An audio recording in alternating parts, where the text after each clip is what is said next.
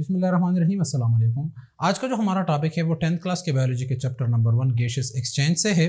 आज के टॉपिक में हम पढ़ेंगे ह्यूमन रेस्पिरेटरी सिस्टम के बारे में। लेकिन ह्यूमन रेस्पिरेटरी सिस्टम को हमने दो पार्ट्स में डिवाइड किया हुआ है, upper respiratory system and lower respiratory system.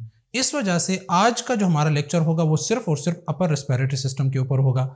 Next जो हमारा लेक्चर होगा वो लोअर रेस्पिरेटरी सिस्टम के बारे में होगा। सबसे पहले आते हैं ह्यूमन रेस्पिरेटरी सिस्टम की तरफ। ह्यूमन रेस्पिरेटरी सिस्टम चूंकि इंसान को मेटाबॉलिज्म के लिए, एनर्जी हासिल करने के लिए ऑक्सीजन की ज़रूरत होती है। जब हम लोग खाना खाते हैं तो खाने में हमें खुराक जो ग़िज़ा मिलती है वो ग़िज़ा जब सेल के अंदर चली जाती है या ग्लूकोज की शक्ल में चली जाती है तो उस ग्लूकोज को तोड़ने के लिए और उससे एनर्जी हासिल करने के लिए ऑक्सीजन बहुत ज़्यादा ज़रूरी है। अब वो ऑक्सीजन कहाँ से आएगा? वो ऑक्सीजन रेस्पिरेटरी सिस्टम के थ्रू हमारे बॉडी के अंदर जाएगा। तो ह्यूमन रेस्पिरेटरी सिस्टम जो है इसकी बहुत ज़्यादा अहमियत है। ठीक है, तो आते हैं ह्यूमन रेस्पिरेटरी सिस्टम की तरफ। इससे पिछला जो लेक्चर था हमारा वो प्लांट्स पे के ऊपर था कि प्लांट्स में गैसियस एक्सचेंज किस तरह होती है। तो अगर आपने वो नहीं देखा तो आप वो पहले देखें ताकि आप लोगों को इसकी भी समझ आ जाए। ठीक है, तो आज हम पढ़ेंगे ह्यूमन रेस्पिरेटरी सिस्टम के बारे में।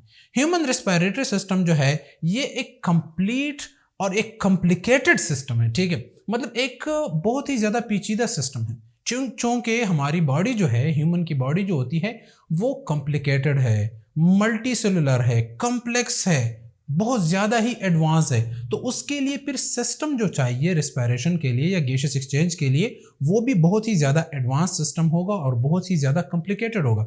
तो उसको समझने के लिए उसके डिफरेंट पार्ट्स जो है उसको हम पढ़ेंगे और फिर उसका मैकेनिज्म पढ़ेंगे कि वो किस मैकेनिज्म के थ्रू जो है वो गैसियस एक्सचेंज करवाता है ये सिस्टम। ठीक है, तो आते हैं ह्यूमन रेस्पिरेटरी सिस्टम की तरफ। ह्यूमन रेस्पिरेटरी सिस्टम हमारे पास दो पार्ट्स पर मुश्तमिल है। एक हमारे पास है अपर रेस्पिरेटरी सिस्टम, दूसरा हमारे पास है लोअर रेस्पिरेटरी सिस्टम।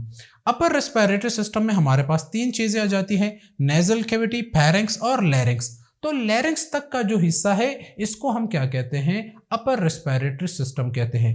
और जो लैरिंक्स जहां से वोकल कॉर्ड्स, जहां पर वोकल कॉर्ड्स होते हैं, जहां से आवाज़ निकलती है, वहां तक हमारा जो है ये अपर रेस्पिरेटरी सिस्टम है। और इस सिस्टम में कोई भी बीमारी लग जाती है तो उसको हम अपर रेस्पिरेटरी डिजीज या डिसऑर्डर कहते हैं। अगर इसके नीचे, वोकल कॉर्ड के नीचे, ट्रेकिया में, ब्रोंक्यूल्स में, ब्रोंकाई में, एल्वियोलाई में कोई भी बीमारी आ जाती है तो उसको हम लोअर रेस्पिरेटरी डिसऑर्डर कहते हैं। ठीक है, तो ये पैथोलॉजी के लिहाज से यहाँ पर भी इसकी बड़ी अहमियत है इन दोनों को डिवाइड करने में। ठीक है, तो दूसरा हमारा लोअर रेस्पिरेटरी सिस्टम है जिसमें ट्रेकिया, ब्रोंकाई, ब्रोंक्यूल्स और एल्वियोलाई है, जो हमारा नेक्स्ट टॉपिक होगा।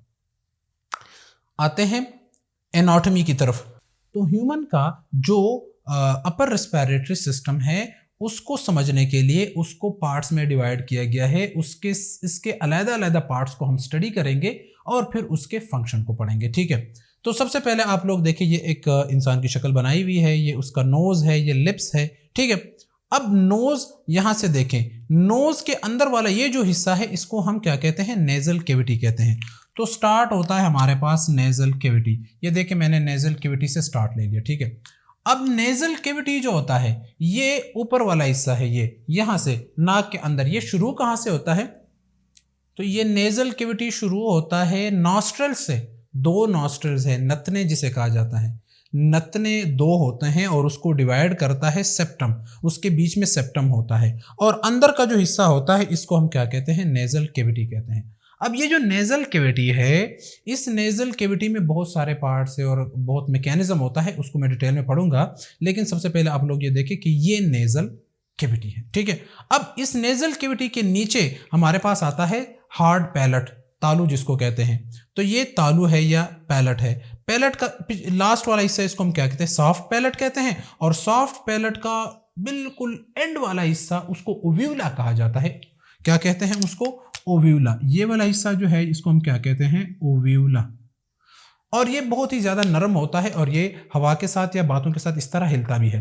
ठीक है, तो ये किस लिए इसकी अहमियत क्या है? मतलब जब हवा अंदर चली जाती है तो ये मुंह की तरफ होता है, लेकिन जब यहाँ से खुराक अंदर की तरफ जाता है तो ये ऊपर की तरफ चला जाता है ताकि खुराक के कुछ पार्टिकल्स नाक के अंदर ना आ जाए। ठीक है, तो उसको प्रिवेंट करता है। अच्छा, ये पैलेट आ गया। पैलेट के नीचे फिर दांत आएंगे, अपर जा।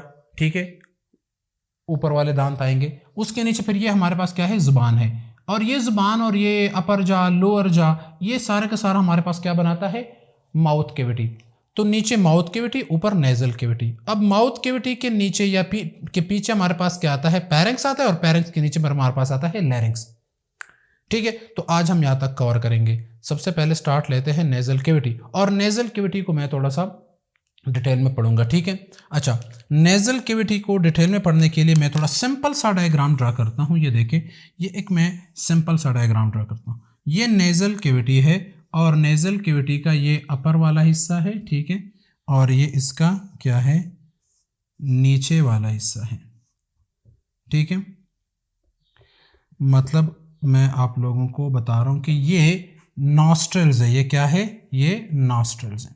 ठीक है, अब ये वाला हिस्सा ये क्या है, ये नॉस्ट्रल्स है। ठीक है, और नॉस्ट्रल्स के बाद ये नेजल कैविटी, ये देखिए ये नेजल कैविटी और ये नॉस्ट्रल्स। तो नॉस्ट्रल्स के थ्रू क्या होता है, इसके थ्रू अंदर क्या जाती है, एयर, इसके अंदर क्या जाती है, एयर। अब जब हवा अंदर की तरफ जाती है तो हवा में बड़े बड़े पार्टिकल्स मौजूद होते हैं। जब हम सांस लेते हैं तो डस्ट पार्टिकल्स तो मौजूद होते हैं। अब ये डस्ट पार्टिकल्स अंदर जाने की कोशिश करते हैं, और ये डस्ट पार्टिकल्स जब अगर अंदर आ जाए तो फिर क्या होता है, ये लंग्स के अंदर जाएंगे, बीमारी काज करेंगे, फिर खांसी शुरू हो जाएगी, तो बीमारी जो है वो फैलाएंगे। इस चीज़ से बचने के लिए उसमें कुछ जरासीम भी होंगे, तो उसको प्रिवेंट करने के लिए यहाँ पर हमारे पास कुछ स्ट्रक्चर्स मौजूद होते हैं जिसको हम नेजल हेयर्स कहते हैं। ये देखिए इधर हेयर्स मौजूद होते हैं। फिजिकल जिस तरह हमारे पास बाकी बाल होते हैं उस तरह इधर भी हमारे जो है वो हेयर्स मौजूद होते हैं, और ये हेयर्स क्या करते हैं, ये पकड़ लेते हैं बड़े बड़े पार्टिकल्स को, ट्रैप कर लेते हैं। ठीक है, ये क्या करते हैं, बड़े बड़े पार्टिकल्स को ट्रैप कर लेते हैं, तो हवा को थोड़ा सा साफ कर लेते हैं। अब जब अंदर की तरफ आ जाते हैं तो इधर हमारे पास स्पेशलाइज्ड सेल्स मौजूद होते हैं।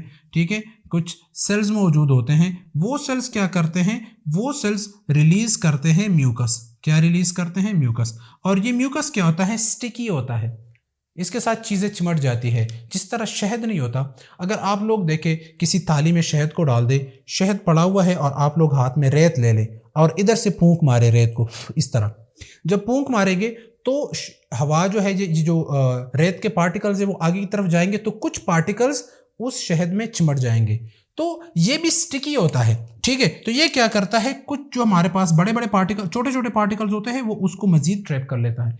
बड़े पार्टिकल्स यहाँ पर रह जाते हैं, छोटे पार्टिकल्स यहाँ रह जाते हैं, पार्टिकल्स भी रह जाते हैं और साथ साथ जरासीम भी रह जाते हैं, जो कि हमारे पास बैक्टीरिया, वायरस या कुछ भी होता है। ठीक है, पैथोजन जो भी होते हैं वो यहाँ पर चिमट जाते हैं, यहाँ रुक जाते हैं।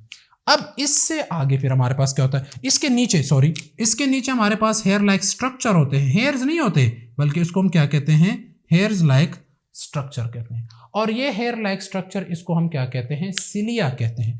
तो यहां पर हमारे पास मौजूद होता है सिलिया।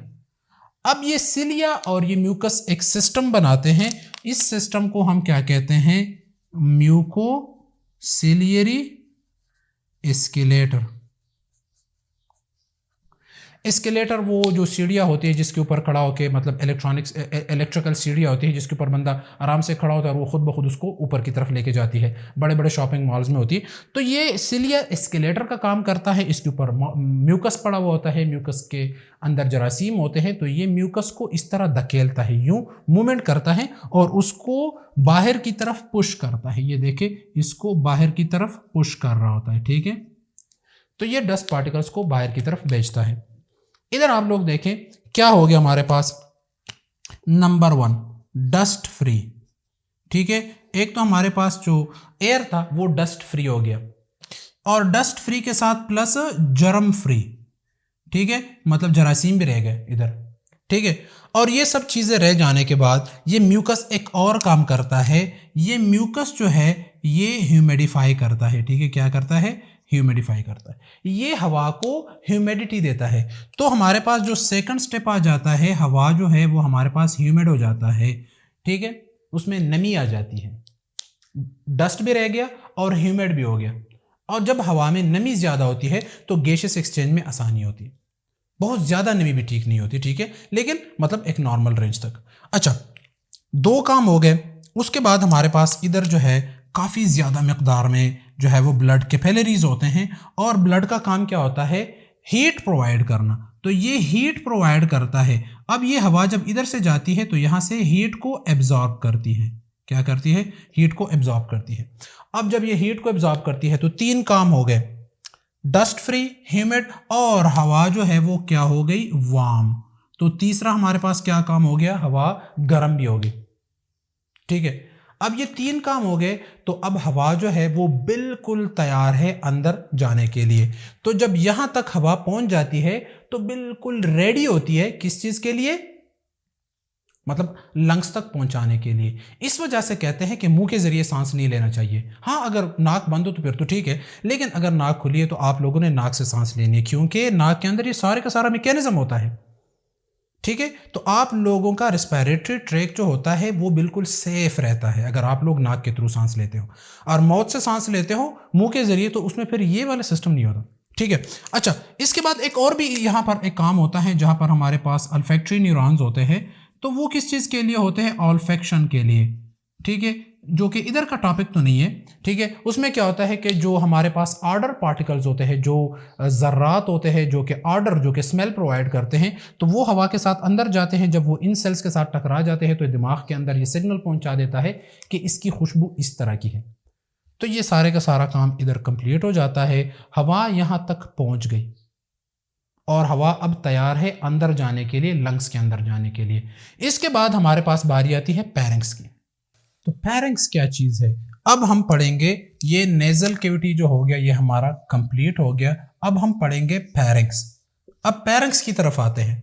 तो जो पैरिंग्स होता है, इस पैरिंग्स को थ्रोट भी कहते हैं। क्या कहते हैं? थ्रोट कहते हैं। ये अबाउट, अच्छा, तो पैरिंग्स की लेंथ हमारे पास 5 इंचेस होती है। ठीक है, तो ये सारे का सारा जो हिस्सा होता है ये पैरिंग्स, या इसको हम क्या कहते हैं? थ्रोट भी कहते हैं। तो इसकी लेंथ होती है 5 इंचेस। ठीक है, 5 इंचेस इसकी लेंथ है। और इसके 3 पार्ट्स होते हैं। इसके 3 पार्ट्स होता है। एक हमारे पास होता है नेजोपैरिंग्स, एक हमारे पास होता है ओरोपैरिंग्स, एक हमारे पास होता है लेरेंजियोपैरिंग्स। मैं आप लोगों को इधर बता देता हूं। तो ये वाला जो हिस्सा है यहां से लेकर यहां तक, ये चूंकि नेजल कैविटी के सामने आता है तो इसको हम क्या कहते हैं? नेजोपैरिंग्स कहते हैं। यहां से इधर यहां तक ये जो ब्लैक वाला हिस्सा है, यहां से यहां तक, ये हमारे पास क्या है? ओरोपैरिंग्स। और यहां से फिर यहां तक का जो हिस्सा है इसको हम क्या कहते हैं? लेरेंजियोपैरिंग्स। ठीक है, तो 3 पार्ट्स हो गए। अब लेरेंजियोपैरिंग्स इसको क्यों कहा जाता है? क्योंकि ये लैरिंक्स के बिल्कुल सामने है। ये लैरिंक्स है। ठीक है, ये वाला हिस्सा हम क्या कहते हैं? इसको हम लैरिंक्स कहते हैं। तो ये लैरिंक्स के पास है, इसको लेरेंजियोपैरिंग्स कहा जाएगा। ये ओरल कैविटी के बिल्कुल सामने है, इसको ओरोपैरिंक्स कहा जाएगा। और ये नेजल कैविटी के सामने है तो इसको नेजोपैरिंक्स कहा जाएगा। ये बिल्कुल कोन की तरह का शक्ल का होता है। ये कोन टाइप, इसका जो शक्ल है कोन की तरह होता है। और इसके 2 फंक्शन होते हैं। इसके मतलब ये डाइजेस्टिव सिस्टम का भी हिस्सा है और ये रेस्पिरेटरी सिस्टम का भी हिस्सा है। अच्छा, थ्रोट में इजाफी स्ट्रक्चर या जो पैरिंग्स है इसमें इजाफी स्ट्रक्चर्स मौजूद होते हैं जिसको हम एडेनाइड्स और टॉन्सिल्स कहते हैं, जो कि हमारे प्रोटेक्शन के लिए होते हैं, जरासीम को किल करते हैं। हमारा लिम्फेटिक सिस्टम है उसका एक हिस्सा है। ठीक है, तो वो फिर फर्स्ट ईयर में इम्यूनिटी में आप लोग पढ़ेंगे। यहाँ पर आते हैं, अब हम जाते हैं कौन से पार्ट की तरफ? ये हमारा पैरिंग्स हो गया। तो अब हम आते हैं लैरिंक्स की तरफ। अब लैरिंक्स जो है ये क्या चीज़ है? लैरिंक्स जो है ये हमारा ये वाला हिस्सा है, इसको हम क्या कहते हैं? लैरिंक्स कहते हैं। अब लैरिंक्स जो होता है इसके ऊपर एक ढक्कन होता है जिसको एपिग्लॉटस कहा जाता है। क्या कहा जाता है? एपिग्लॉटस कहा जाता है। ये देखिए, ये थ्रोट खत्म हो गया। ये क्या है? ये थ्रोट का हिस्सा है। ये पैरिंग्स खत्म हो गया। अब ये लैरिंक्स आ गया। लैरिंक्स के ऊपर एक ढक्कन है जिसको एपिग्लॉटिस कहा जाता है। एपिग्लॉटिस का फंक्शन क्या होता है? जब यहाँ से निवाला अंदर की तरफ लेके जाते हैं, तो जब ये निवाला अंदर की तरफ जाता है तो ये नीचे की तरफ बेंड हो जाता है और ये लैरिंक्स ऊपर की तरफ आ जाता है। ये ऊपर की तरफ, ये देखिए इस तरह, ये ऊपर की तरफ आ गया और ये इस तरह बंद हो गया। तो ये दोनों बंद हो जाते हैं और क्या होता है? निवाला इधर आकर एसोफेगस में गिर जाता है। तो ये हमारे पास क्या है? एसोफेगस है। ये देखिए, ये क्या है? एसोफेगस है। एसोफेगस के पीछे क्या चीज़ है? वर्टिब्रल कॉलम है। ये रीढ़ की हड्डी है। ठीक है, ये गर्दन है, ये रीढ़ की हड्डी है, ये एसोफेगस है और ये ट्रेकिया है। तो सामने की तरफ हवा की नली, फिर उसके पीछे खुराक की नली और उसके पीछे वर्टिब्रल कॉलम है। ठीक है, तो ये खुराक की नली में नवाला चला जाता है और नीचे की तरफ स्टमक के अंदर आ जाता है, मैदे के अंदर आ जाता है। और अगर ये एपिग्लॉटिस, ये जो हमारा ये जो लैरिंक्स का ये ऊपर वाला ये जो ढक्कन है एपिग्लॉटिस, अगर ये बंद ना हो, ठीक है, अगर ये नहीं होता तो फिर क्या होता कि खुराक के पार्टिकल्स इस वाले हिस्से में चले जाते, जो फिर हमारे क्या वो खांसी का सबब बनते हैं, और अगर वो नवाला इधर फंस जाए तो फिर सांस बंद हो जाती है। ठीक है, क्या हो जाता है, सांस बंद हो जाती है, और सांस लेने में फिर तकलीफ होती है, सांस बंदा नहीं ले सकता, ज़्यादा टाइम तक अगर आपको ऑक्सीजन फिर ना मिले तो डेथ भी हो सकती है। तो बहुत ही ज़्यादा खतरनाक होता है। एक कंडीशन क्रिएट होती है जब हम पानी पीते हैं और साथ में हंसते हैं या बात भी करते हैं, तो क्या होता है कि बात करने के लिए, सांस लेने के लिए ये वाला हिस्सा खुला होता है और साथ में हम पानी भी पी रहे होते हैं, तो कुछ पार्टिकल्स यहाँ पर आ जाते हैं जिसकी वजह से खांसी शुरू हो जाती है और बहुत ज़्यादा तकलीफदेह सिचुएशन जो है वो क्रिएट हो जाती है। तो खाते वक्त बातें नहीं करनी चाहिए। अगर आप निवाला जो है वो अंदर की तरफ ले रहे हो तो आप लोग कोशिश करें कि उस टाइम बात ना करें, नवाले को अंदर ले ले, फिर उसके बाद आप क्या करें, बात कर ले, तो फिर कोई मसला नहीं है। वैसे भी ठीक नहीं होता अगर मुंह के अंदर नवाला पड़ा हो और आप खाना खा रहे हो और आप बात भी कर रहे हो, तो खुराक जब मुंह के अंदर नजर आता है तो दूसरे बंदे को तकलीफ होती है, तो उस वजह से वैसे भी ठीक नहीं होता। तो इस टाइम पे बहुत ज़्यादा एहतियात करना चाहिए। ठीक है, एपिग्लॉटस होता है इसको कवर करने के लिए। एपिग्लॉटस ये बिल्कुल टंग के बिल्कुल पीछे है। एपिग्लॉटस के नीचे हमारे पास आ जाता है लैरिंक्स, और लैरिंक्स जो है ये हमारे पास क्या चीज़ है, लैरिंक्स में इधर ड्रा कर लेता हूँ, इधर इस तरह का स्ट्रक्चर है, और ये जो लैरिंक्स होता है इसके अंदर हमारे पास दो पर्दे मौजूद होते हैं। ठीक है, उसको हम क्या कहते हैं, वोकल कॉर्ड्स कहते हैं। क्या कहते हैं, वोकल कॉर्ड्स कहते हैं, वोकल कॉर्ड्स। ठीक है, अब वोकल कॉर्ड्स हमारे पास एक ये है और एक ये।